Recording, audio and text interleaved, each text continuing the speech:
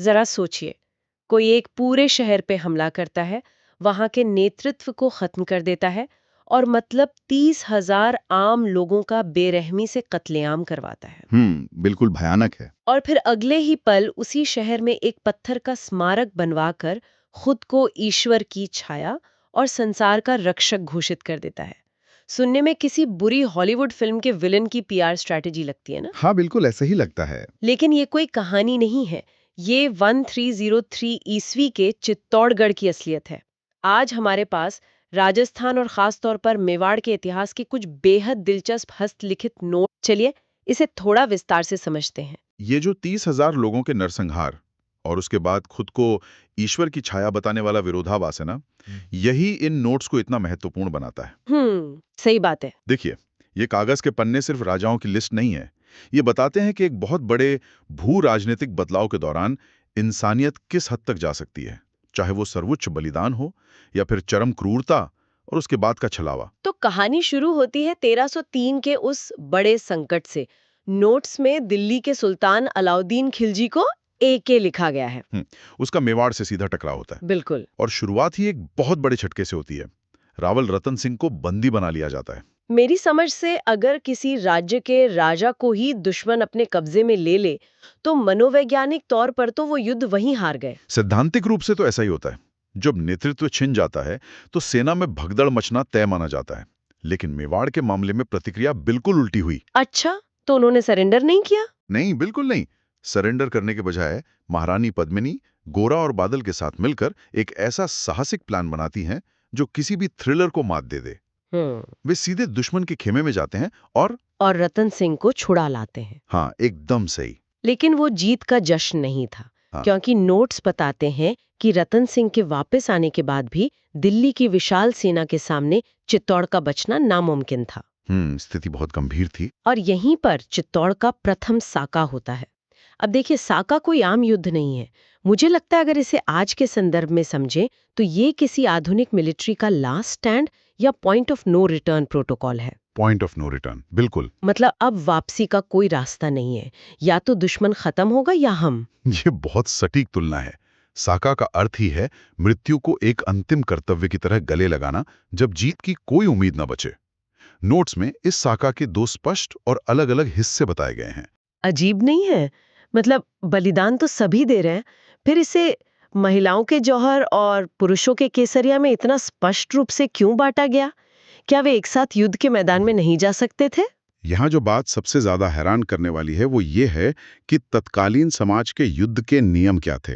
ये सिर्फ जान देने की बात नहीं थी। अच्छा, तो इसके पीछे कोई और वजह थी? बिल्कुल। जौहर का उद्देश्य शारीरिक पवित्रता और सम्मान को बचाना था।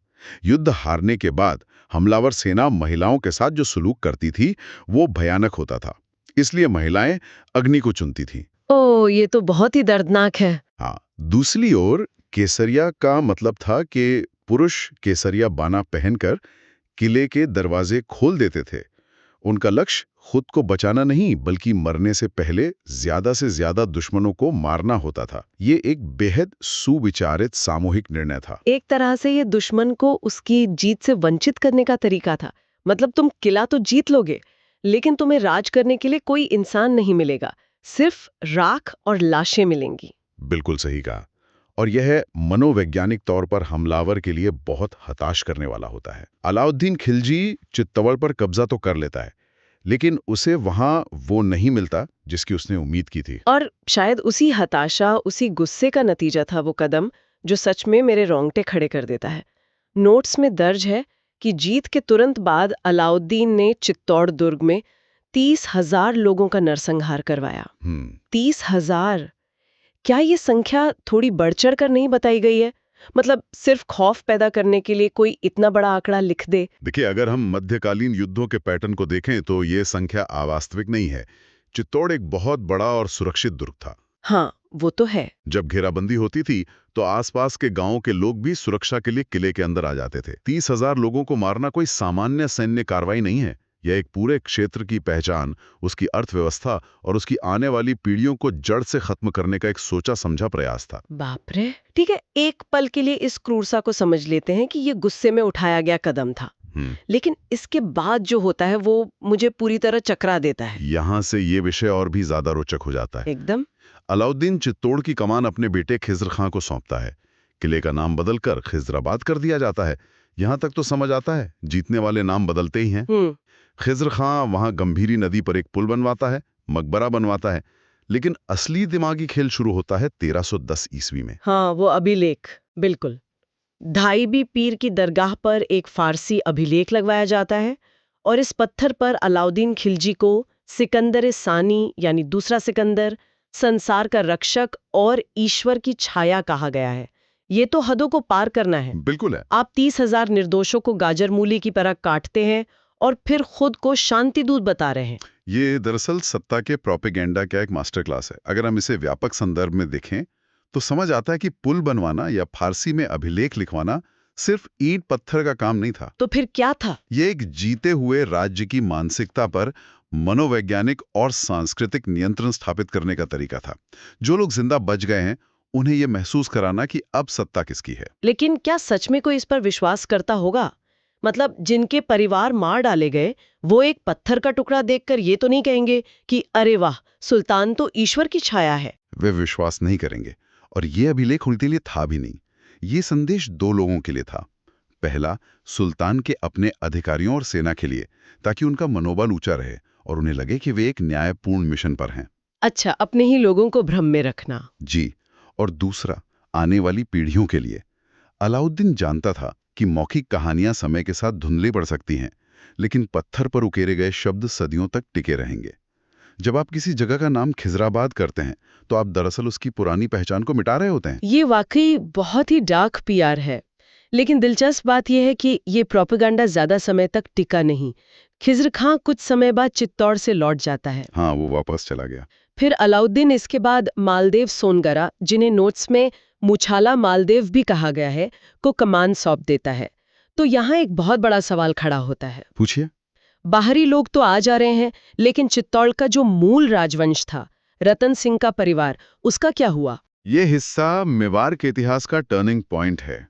हमारे नोट्स बहुत स्पष्ट रूप से वंशावली के उस गहरे विभाजन को दिखाते हैं जो इस घटना के बाद हुआ।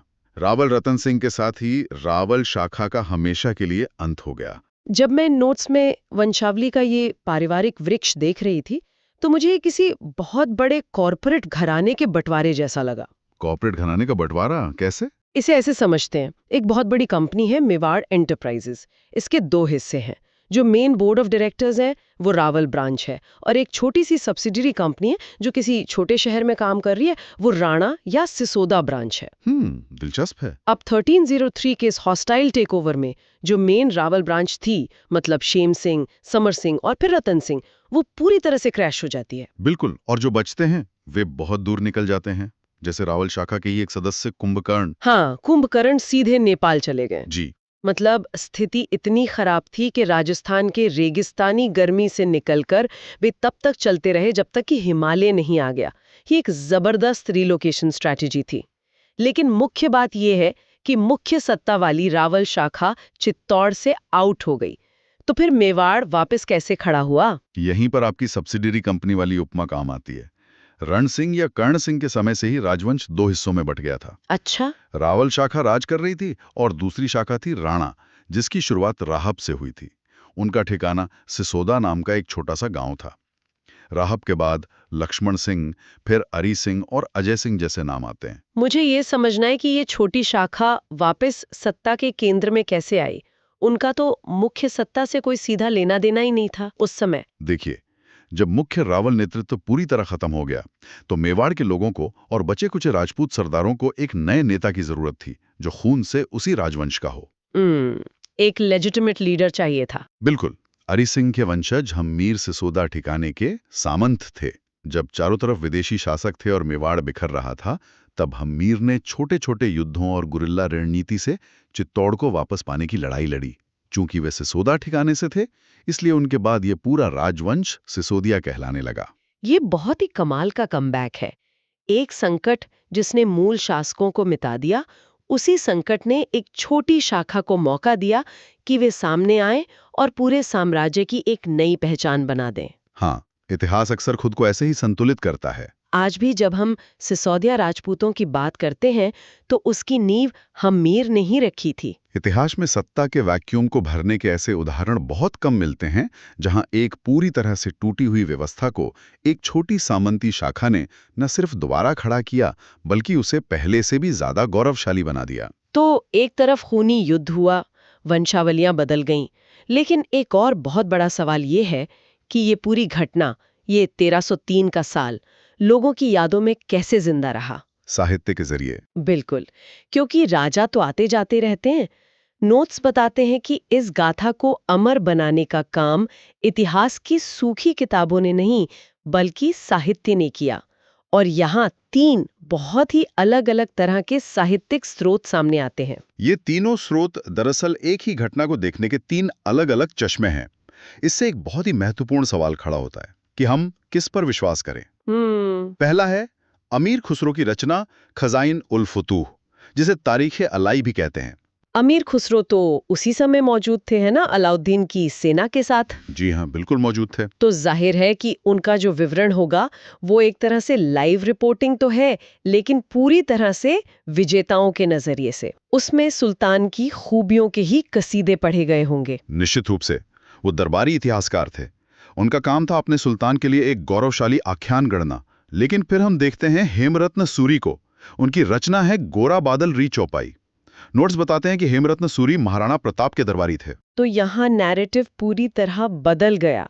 महाराणा प्रताप का काल, यानी 16वीं सदी का अंत, उन्हें मुगलों के खिलाफ एक बहुत लंबी लड़ाई लड़नी थी। हाँ, उनका संघर्ष तो जगजाहिर है। तो शायद हेमरतन सूरी का ये साहित्य इसलिए लिखा गया था ताकि मेवाड़ के सैनिकों को याद दिलाया जा सके कि देखो, हमारे पूर्वजों ने गोरा और बादल की तरह अपना सर्वोच्च बलिदान दिया था, हमें भी वही करना है। ये एक तरह का मोटिवेशनल साहित्य था। बिल्कुल, ये साहित्य लोगों के स्वाभिमान को जगाने और वीरता को केंद्र में रखने के लिए था। लेकिन इन सब में जो सबसे ज्यादा हैरान करने वाला दस्तावेज है, वो है मलिक मोहम्मद जायसी का पद्मावत। हाँ, तो आखिर इस सब का क्या मतलब है? यही बात मुझे सबसे ज्यादा उलझा रही है। 1303 की घटना राजस्थान के चित्तौड़ में होती है और 1540 ईस्वी में, मतलब पूरे 230 साल बाद, मलिक मोहम्मद जायसी एक किताब लिखते हैं, और वो भी अवधी भाषा में। यही तो इसकी खूबसूरती है। का समय, ये कैसे संभव हुआ? ऐसा लगता है जैसे कोई कहानी यात्रा करते करते अपना रूप ही बदल ले। ये दर्शाता है कि मौखिक इतिहास और लोक कथाओं की ताकत क्या होती है। 230 सालों में 1303 के जौहर और केसरिया की गाथा केवल मेवाड़ की भौगोलिक सीमाओं तक सीमित नहीं रही। तो वो पूरे भारत में फैल गई। हाँ, वह चारणों और भाटों के जरिए गीतों और लोक कथाओं के माध्यम से पूरे उत्तर भारत में फैल गई। जायसी एक सूफी संत थे। उन्होंने इस ऐतिहासिक त्रासदी को सिर्फ एक राजा और रानी की कहानी नहीं रहने दिया, बल्कि इसे एक बड़े महाकाव्य का रूप दे दिया। सूफी दर्शन से जोड़ दिया। बिल्कुल, उन्होंने इसे एक ऐसी प्रेम और बलिदान की गाथा बना दिया जो मानवीय भावनाओं के सबसे ऊंचे स्तर को छूती है। अवधि उस समय उत्तर भारत के एक बड़े हिस्से की आम बोलचाल और साहित्यिक भाषा बन रही थी। इसलिए इस गाथा ने भाषा और भूगोल दोनों की सीमाएं तोड़ दी। ये तो बहुत ही शानदार बात है। जो बात अलाउद्दीन खिलजी ने 1310 में पत्थर पर लिखवाकर साबित करनी चाहिए थी कि वो ईश्वर की छाया है, वो बात 330 साल बाद हवा में उड़ गई। सही कहा। और एक सूफी संत ने अवधि में जो पन्ने लिखे, उन्होंने पद्मिनी और रतन सिंह के बलिदान को हमेशा के लिए अमर कर दिया। यही इतिहास का सबसे बड़ा रहस्य है। सत्ता का सच और साहित्य का सच अक्सर एक दूसरे से बहुत अलग होते हैं। बिल्कुल। अगर हम आज के इस पूरे विश्लेषण को एक धागे में पिरोएं, तो ये साफ है कि 1303 का चित्तौड़ सिर्फ एक सैन्य युद्ध का गवाह नहीं था। हाँ, वो एक बहुत बड़ा मानवीय अध्याय था। हमने शुरुआत की थी एक खौफनाक सवाल से कि साका का वो पॉइंट ऑफ नो रिटर्न इंसान को किस हद तक ले जाता है, जहां हमने जौहर और केसरिया का सर्वोच्च बलिदान देखा। हमने 30,000 लोगों की लाशों पर खड़ी उस खोखली प्रोपेगेंडा मशीनरी को देखा जो खिजराबाद और सिकंदर सानी के नारों से सच्चाई को ढकना चाहती थी। हमने उस कॉर्पोरेट जैसे वंशावली बंटवारे को समझा, जहां रावल शाखा का सूरज डूबता है और सिसोदा ठिकाने से हम मीर आकर एक पूरे नए सिसोदिया युग की नींव रख देते हैं। एक नई शुरुआत होती है। और आखिर में हमने देखा कि कैसे अमीर खुसरो की दरबारी कलम से लेकर जायसी की अवधि कविता तक एक ही घटना सदियों का सफर तय करती है। ये सब हमें मजबूर करता है कि हम इतिहास को सिर्फ एक सीधी रेखा में ना देखें। ये उन पत्थरों, उन हथियारों और उन लोकगीतों का एक बहुत ही जटिल मिश्रण है, जो समय के साथ लगातार अपनी शक्ल बदलता रहता है। और यही विचार हमें उस मोड़ पर लाकर खड़ा कर देता है जहां से हमने शुरुआत की थी। सुनने वालों के लिए ये एक बहुत गहरा विचार है। जरा सोचिए, एक तरफ 1310 ईस्वी में फारसी में लिखा गया धाई बी पीर का वो भारी भरकम पत्थर का अभिलेख है, जिस पर एक क्रूर विजेता ने खुद को ईश्वर की छाया लिखवा दिया था। जो आज भी कहीं पड़ा होगा। बिल्कुल। और दूसरी तरफ 1540 में अवधी भाषा में कागज पर लिखा गया पद्मावत है, जिसने महारानी पद्मिनी, गोरा और बादल के बलिदान को लोगों की नसों में उतार दिया। दोनों ही उसी एक घटना के परिणाम है। एग्जैक्टली, सही बात है। ये वाकई सोचने वाली बात है कि अंत में असली इतिहास कौन तय करता है। क्या वो ताकतवर राजा जो अपने झूठी शान को पत्थरों पर उकेरता है, या फिर वो कवि जो सदियों बाद भी लोगों के दिलों में एक धड़कती हुई गाथा छोड़ जाता है। बस इसी सवाल के साथ आज की चर्चा के लिए इतना ही।